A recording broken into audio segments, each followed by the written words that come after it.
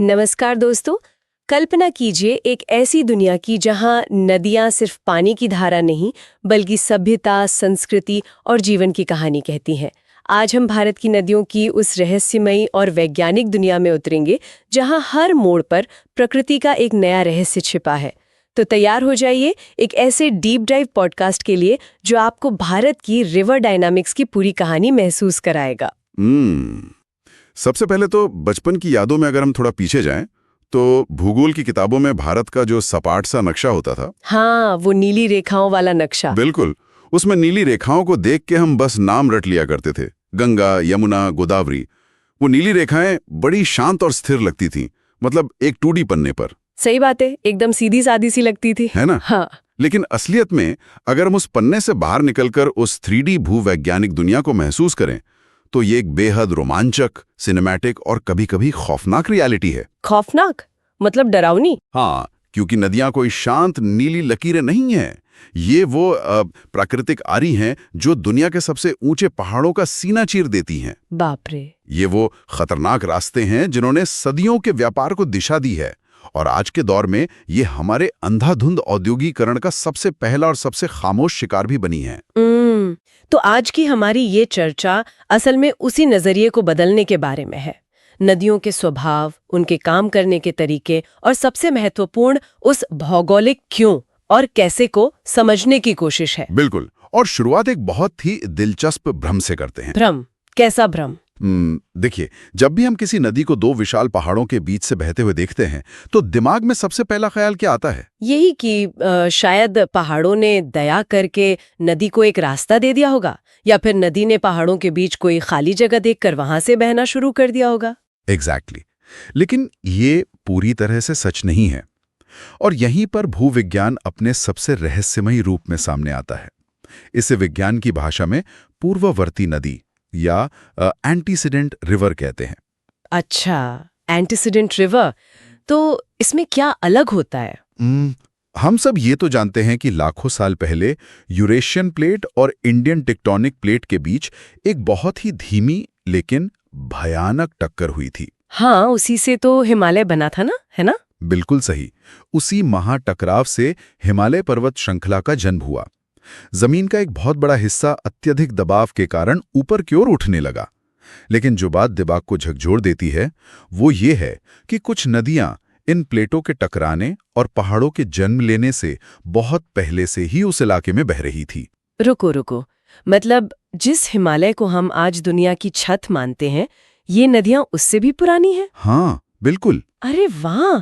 मुझे तिब्बत के राक्षस ताल से निकलने वाली सतलुज नदी का ध्यान आ रहा है। बहुत बेहतरीन उदाहरण है। हाँ, क्योंकि वो वहां से शुरू होती है, 1500 किलोमीटर की एक बहुत लंबी और थका देने वाली यात्रा तय करती है, और फिर भारत में हिमाचल प्रदेश के शिपकिला दर्रे से प्रवेश करती है। सही कहा। लेकिन अगर ये हिमालय से पुरानी है, तो जब पहाड़ ऊपर उठना शुरू हुए होंगे, तब तो इसका रास्ता पूरी तरह से ब्लॉक हो जाना चाहिए था ना? पानी को या तो वहां एक बहुत बड़ी झील बना लेनी चाहिए थी, या फिर अपना रास्ता बदलकर किसी और दिशा में बह जाना चाहिए था। सामान्य स्थिति में ऐसा ही होता, लेकिन सतलुज के साथ जो हुआ वो जल की अकल्पनीय ताकत का सबूत है। जरा उस लाखों साल लंबी प्रक्रिया की कल्पना कीजिए। जमीन के नीचे भयानक टेक्टोनिक उथल-पुथल हो रही है और पहाड़ ऊपर उठ रहे हैं। हाँ, पूरा का पूरा हिमालय क्षेत्र हर सदी में कुछ इंच ऊपर उठ रहा है। लेकिन सतलुज नदी अपनी जगह से टस से मस नहीं हुई। उसने रास्ता नहीं बदला। नहीं, उसने पीछे हटने या रास्ता बदलने से इनकार कर दिया। जैसे जैसे हिमालय की चट्टानें ऊपर उठीं, नदी के पानी ने उसी गति से इन चट्टानों को काटना शुरू कर दिया। तो पहाड़ ऊपर आ रहा है और नदी उसे काट रही है। एग्जैक्टली।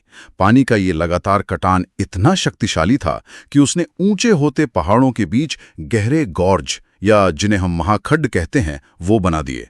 पहाड़ ऊपर उठता रहा और नदी उसे नीचे की तरफ काटती रही। ये सुनकर तो मुझे ऐसा लग रहा है जैसे कोई ट्रेडमिल पर दौड़ रहा हो। ट्रेडमिल?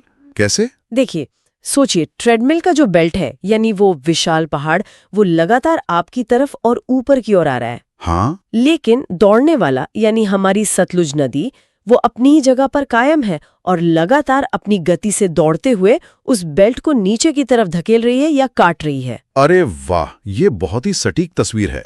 ट्रेडमिल का ऊपर आना वो टेक्टोनिक उठाव है, और धावक के कदम नदी का वो अथाह जल है जो बिना रुके कटान कर रहा है। मतलब पानी सच में एक प्राकृतिक आरी है। बिल्कुल, समय और गति के साथ मिलकर पानी एक प्राकृतिक आरी बन जाता है जो पृथ्वी की सबसे कठोर चट्टानों को भी बारीक रेत में बदल सकता है। ये तो प्रकृति की वो अजेय ताकत हुई जो पहाड़ों को भी हरा देती है।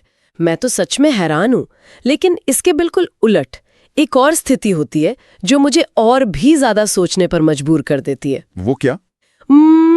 कुछ नदियां ऐसी हैं जो पहाड़ों को तो चीर देती हैं, लेकिन समतल जमीन पर आकर खुद अपने ही पैरों में कुल्हाड़ी मार लेती है। वो अपने ही बिछाए जाल में फंस जाती हैं। हाँ, यहाँ हम नदी के जीवन चक्र के एक बहुत ही अस्थिर चरण में आ जाते हैं। यहाँ पूरा खेल गति, ढलान और गाद यानी सिल्ट का होता है। सिल्ट का? कैसे?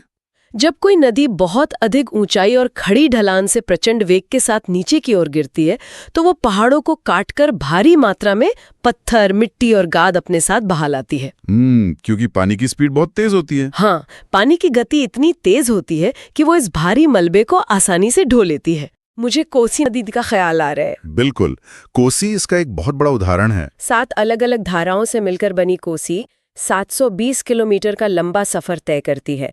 और इस नदी को लेकर हमेशा एक आम धारणा रही है कि ये बहुत गुस्सैल नदी है। हाँ, बिहार का शोक कहते हैं इसे। बिल्कुल, इसे बिहार का शोक कहा जाता है। जैसे ये जानबूझकर अपना रास्ता बदलती है और इंसानी बस्तियों में तबाही मचाती है।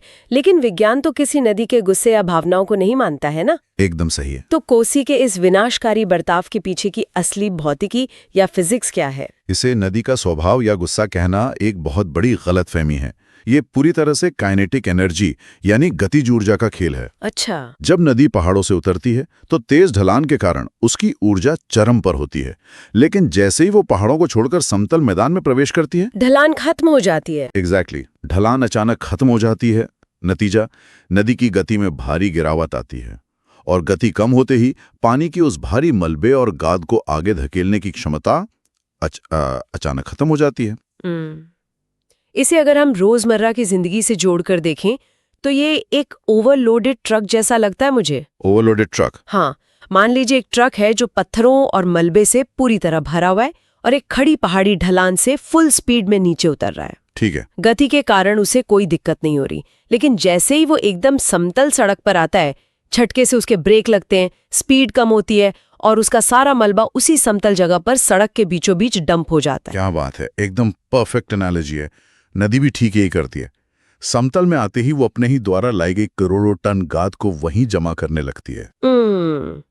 और फिर क्या होता है? धीरे धीरे वो गाद इतनी बढ़ जाती है कि नदी का अपना ही मुख्य मार्ग, वो रास्ता जिस पर वो बह रही थी, पूरी तरह ब्लॉक हो जाता है। अरे! अच्छा, तो पीछे से पानी का दबाव तो लगातार आ ही रहा है, उसे कहीं तो जाना है। बिल्कुल। इसलिए पानी उस जमा हुई गाद के किनारे से कोई नया आसान रास्ता ढूंढने लगता है। भूगोल की भाषा में इसी प्रक्रिया को विसर्पण या मियांड्रिंग कहते हैं। अच्छा, तो इसी वजह से नदी हर कुछ सालों में अचानक अपना कोर्स बदल लेती है। बिल्कुल, और जब नदी अचानक कोई नया रास्ता बनाती है तो वो उन इलाकों में घुस जाती है जहां पहले कभी पानी नहीं था। और इसी से वो भयानक बाढ़ आती है जिसे हम तबाही कहते हैं। हाँ, यानी कोसी का मार्ग बदलना कोई रहस्य या श्राप नहीं है, बल्कि बहुत ही साधारण सी हाइड्रोलॉजी है। पानी बस अपने ही रोके हुए रास्ते का विकल्प ढूंढ रहा है। समझ गई। अच्छा, कोसी और सतलुज की बात करें तो इन दोनों ने अपनी ताकत से पहाड़ों को काटा और अपना रास्ता खुद बनाया। हाँ, बिल्कुल बनाया। इस कटान से जो घाटियां बनती हैं उन्हें हम वी आकार की घाटी या वी शेप्ड वैली कहते हैं। लेकिन क्या प्रकृति में हमेशा पानी को ही ये मेहनत करनी पड़ती है? मतलब क्या हर नदी खुद खोद कर अपना रास्ता बनाती है? नहीं, प्रकृति कई बार नदियों के लिए चीजें बहुत आसान भी कर देती है। अच्छा। हाँ, कुछ नदियों को कटान की इतनी मेहनत नहीं करनी पड़ती, उन्हें एक बना बनाया रास्ता मिल जाता है। यहाँ वी आकार की घाटी और भ्रंश घाटी, जिसे हम रिफ्ट वैली कहते हैं, उसके बीच का अंतर समझना बहुत जरूरी है। Rift valley. वी आकार की घाटी का निर्माता वो नदी खुद है, जिसने लाखों सालों तक मिट्टी और पत्थर को खोदा है। लेकिन भ्रंश घाटी में कहानी बिल्कुल अलग है। मुझे याद आ रहा है, भारत की दामोदर, नर्मदा और ताप्ती नदियां इसी भ्रंश घाटी में बहती हैं। बिल्कुल सही। तो अगर पानी ने ये घाटी नहीं काटी तो फिर इतने बड़े पहाड़ के बीच ये विशाल दरार आई कहाँ से? ये दरार फिर से टेक्टोनिक गतिविधियों की देन है।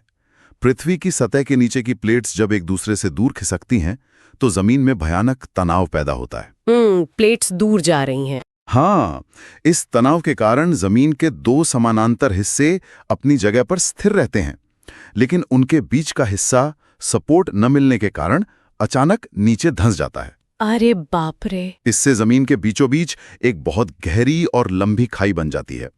जब कोई जलधारा इस इलाके तक पहुंचती है तो वो बस इस बनी बनाई दरार में से होकर बहने लगती है। ये तो ऐसा है जैसे वी आकार की घाटी किसी ने सालों तक कुदाल से मिट्टी खोद खोद कर बनाई हो, एक एक इंच मेहनत करके। हाँ। और भ्रंश घाटी किसी बहुमंजिला इमारत के लिफ्ट के उस शाफ्ट की तरह है जो अचानक टूटकर नीचे गिर गया हो। अब जो वो खाली सुरंग बची हुई है, पानी बस उसी में से होकर अपनी मंजिल की तरफ तेजी से भागने लगा है। एकदम सही पकड़ा आपने। और यही वजह है कि भ्रंश घाटियों में बहने वाली नदियों का प्रवाह अक्सर तेज होता है और वे एक सीधी रेखा में बहती हैं, क्योंकि उनके पास मुड़ने की जगह ही नहीं होती। बिल्कुल, उनके पास मुड़ने या विसर्पण करने की जगह ही नहीं होती, क्योंकि वे उन दरारों की कठोर खड़ी दीवारों के बीच फंसी होती हैं। भ्रंश घाटियों और भूविज्ञान की इस ताकत को समझना वाकई अद्भुत है। लेकिन चूंकि हमने भ्रंश घाटी में बहने वाली दामोदर नदी का जिक्र कर ही दिया है, हाँ। तो इसकी कहानी का एक ऐसा पहलू भी है जो हमें प्रकृति की ताकत से हटाकर इंसानी लालच के अंधेरे सच की तरफ ले जाता है। ये कहानी हमें दिखाती है कि कैसे इंसान ने एक जीवित धड़कती नदी को मौत के घाट उतार दिया। ये सच में एक बहुत डार्क रियलिटी है। दामोदर नदी की कहानी आधुनिक पर्यावरण विज्ञान का एक बहुत ही दुखद केस स्टडी है। हमें ये समझना होगा कि नदियां केवल जल स्रोत नहीं है, हाँ, वे हमारे पर्यावरण के स्वास्थ्य का सबसे बड़ा संकेतक यानी इकोलॉजिकल इंडिकेटर होती हैं। छोटा नागपुर पठार की खमारपाट पहाड़ी से निकलने वाली दामोदर नदी एक समय में इतनी उपजाऊ और जीवनदायिनी थी कि 1881 में इससे कृषि के लिए बाकायदा ईडन नहर निकाली गई थी। ईडन नहर यानी स्वर्ग जैसी नहर? हाँ, उस वक्त ये पूरे इलाके की जीवन रेखा थी। और आज की सच्चाई क्या है?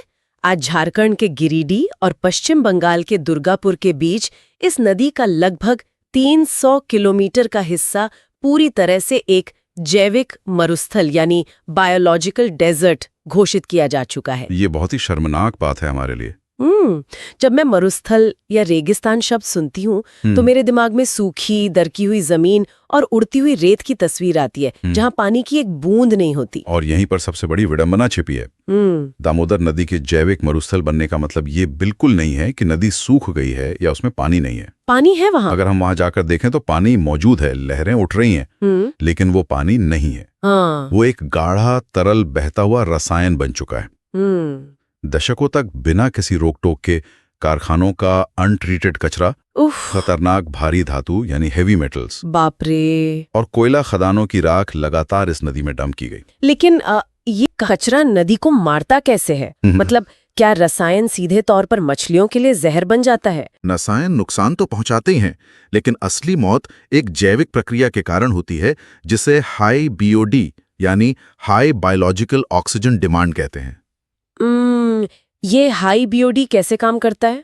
होता यह है कि जब इतना सारा सीवेज और औद्योगिक कचरा नदी में जाता है तो पानी में मौजूद बैक्टीरिया उस कचरे का विघटन या डिकम्पोजिशन करना शुरू कर देते हैं। अच्छा, तो बैक्टीरिया सफाई कर रहे हैं? हाँ, लेकिन इस कचरे को तोड़ने के लिए इन बैक्टीरिया को बहुत भारी मात्रा में ऑक्सीजन की जरूरत होती है।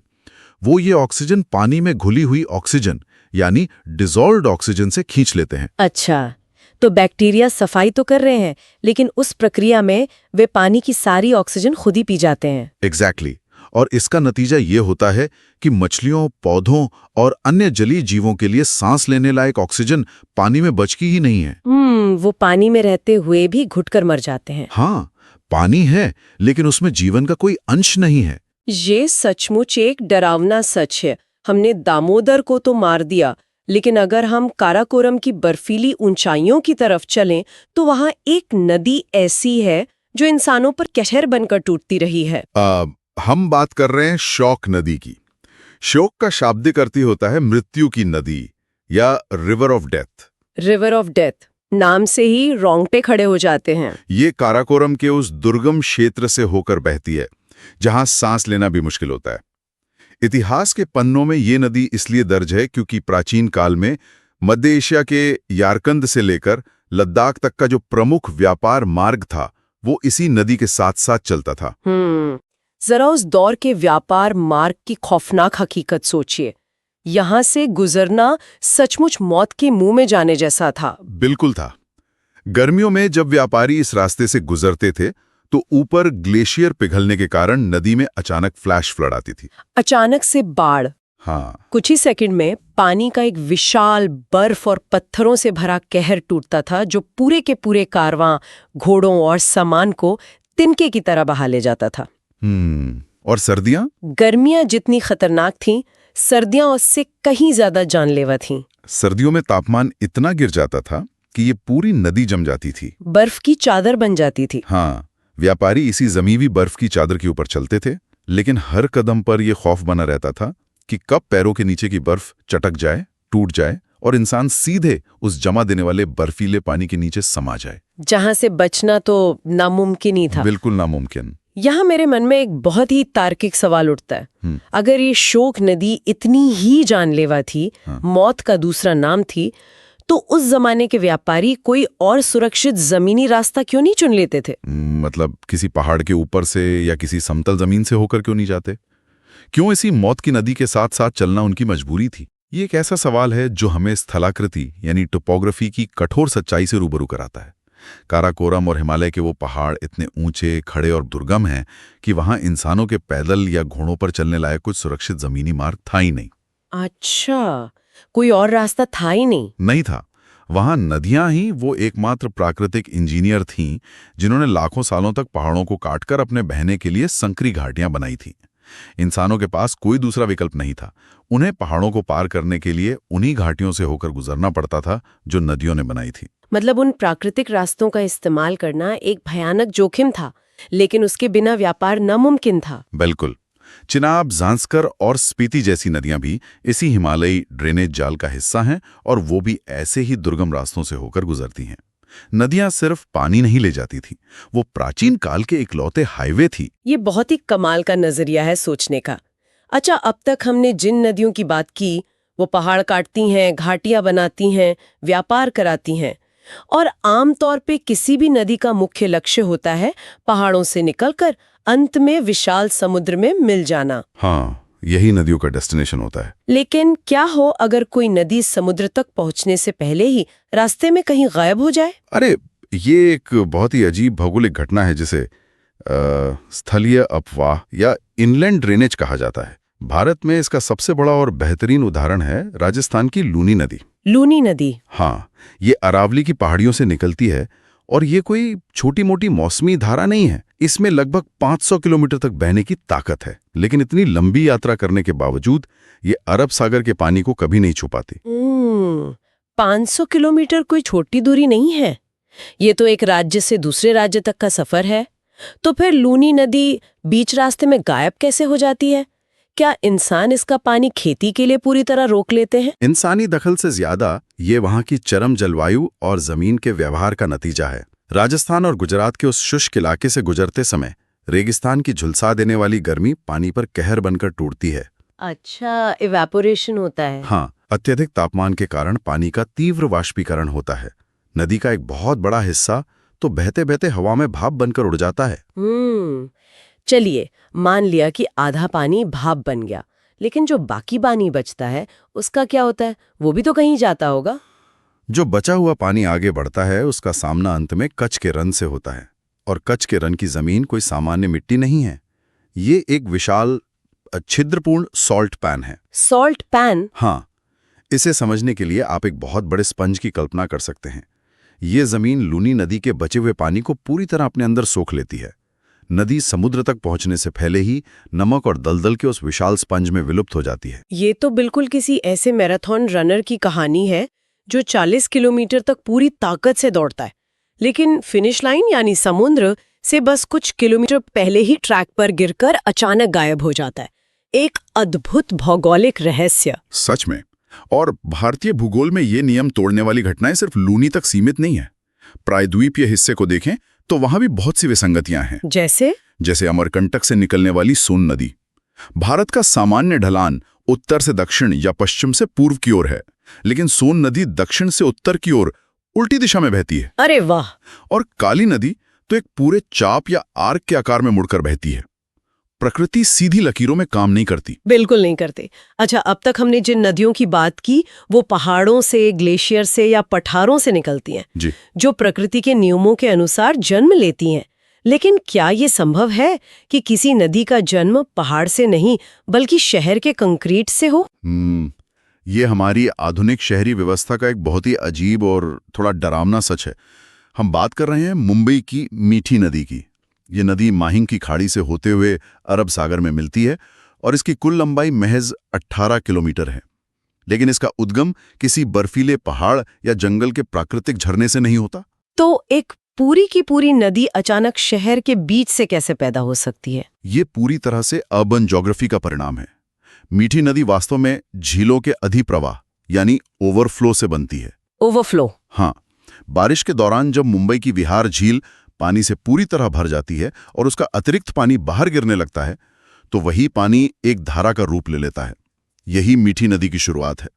थोड़ा आगे जाकर इसमें पवई झील का ओवरफ्लो भी मिल जाता है। ये तो लूनी नदी के बिल्कुल उलट है। लूनी प्रकृति से जन्म लेकर गायब हो जाती है और मीठी नदी एक कंक्रीट के जंगल का बाई प्रोडक्ट है।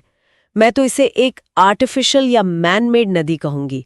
हमने अपने इंफ्रास्ट्रक्चर से इसे जन्म दे दिया। और सबसे बड़ी विडंबना यह है कि जिसे हम नदी करते हैं वो आज एक बड़े शहरी नाले से ज्यादा कुछ नहीं बची है। उसमें प्लास्टिक, इंडस्ट्रियल कचरा और सीवेज भरा होता है। दामोदर की तरह मीठी नदी भी हमारे विकास की और हमारे कंक्रीट के शहरों की भारी कीमत चुका रही है। सही कहा आपने। अगर हम आज की इस पूरी चर्चा को एक जगह समेटने की कोशिश करें तो ये साफ हो जाता है कि भारत की नदियां कितने बहुआयामी और जटिल रूप धारण करती हैं। एक तरफ सतलुज जैसी नदियां हैं जो एक अथक मूर्तिकार की तरह पहाड़ों को काट रही हैं। हाँ। दूसरी तरफ दामोदर है जो एक पर्यावरण गवाह के रूप में हमें हमारी गलतियां दिखा रही है। बिल्कुल। और शोक नदी हमें याद दिलाती है कि प्रकृति के ये रास्ते व्यापार के लिए कितने खतरनाक लेकिन जरूरी थे। वहीं लूनी और मीठी नदी भौगोलिक विसंगतियों को सामने लाती हैं। एक रेगिस्तान के विशाल स्पंज में वाष्पीकृत हो जाती है और दूसरी कंक्रीट के झीलों के ओवरफ्लो से जन्म लेती है। मतलब नक्शे पर दिखने वाली वो नीली रेखाएं असल में करोड़ों साल के भूविज्ञान, भौतिकी, इतिहास और आज के पर्यावरण संकट की एक जीती जागती कहानी है। और इसी कहानी के साथ मैं आज एक ऐसा विचार छोड़ना चाहूंगा जिस पर गहराई से सोचने की जरूरत है। बताइए। लाखों साल पहले जब सतलुज और श्योक जैसी नदियों ने अपनी ताकत से पहाड़ों को काटा तो उन्होंने अपने निशान कठोर पत्थरों पर छोड़े। उनके इतिहास को हम आज उन घाटियों में पढ़ते हैं।